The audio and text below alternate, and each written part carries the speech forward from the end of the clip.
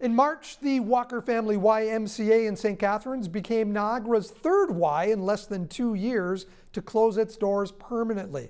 A group of members quickly stepped into action, forming a group to save the St. Catharines Y.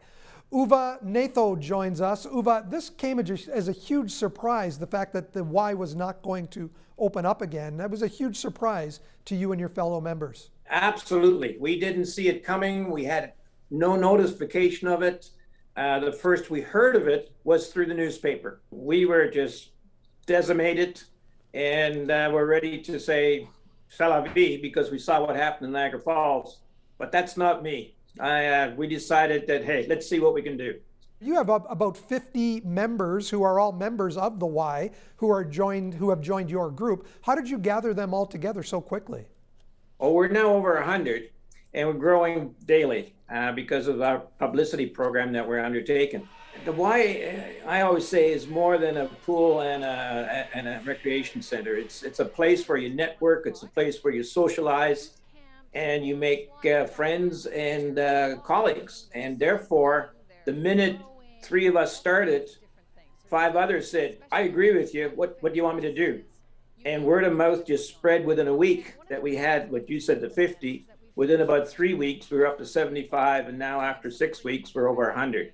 And the emails are coming in daily on the social media that we're using to publicize our cause and to keep energizing the public, because I think the momentum will impact the decision makers. The reason for the closing stated by the YMCA of Niagara, there were 2 main reasons. One is declining enrollment. The other is maintenance costs of the buildings. How do you answer those 2 questions? Very easy.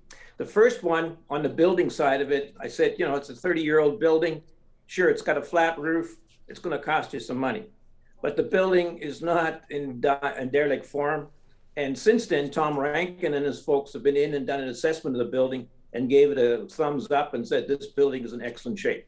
On the membership side, yeah, since about 2014, when they had over 10,000, they've been shrinking.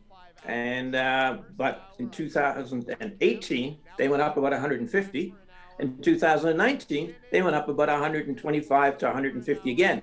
So therefore, yes, it went down and then started to come back up, but really without any marketing, without any major thrust towards how do you build membership. The presentation I made to the board and the audit and compliance committee basically said, you are in the social business. You have to smile at the customer. You have to listen to what the customer wants, not sort of say, well, the rules say I can't do this. Adding to what you said, they projected that after COVID, the membership would go down by 50%. And we violently disagreed with that.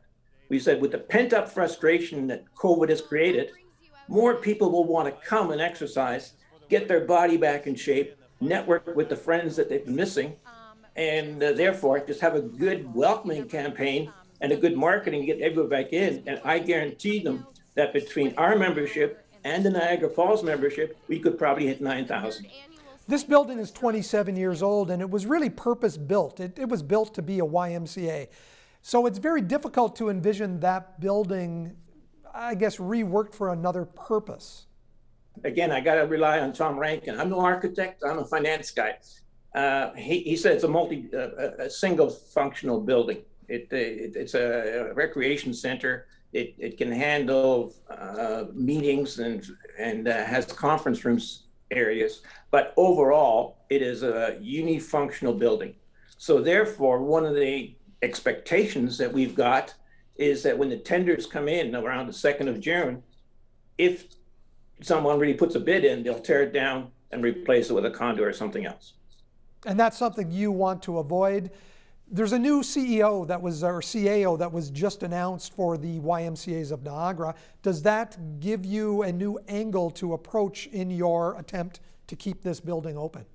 Hopefully. And yes, I've asked Dr. Susan Johnson to see if I can meet him as quickly as possible.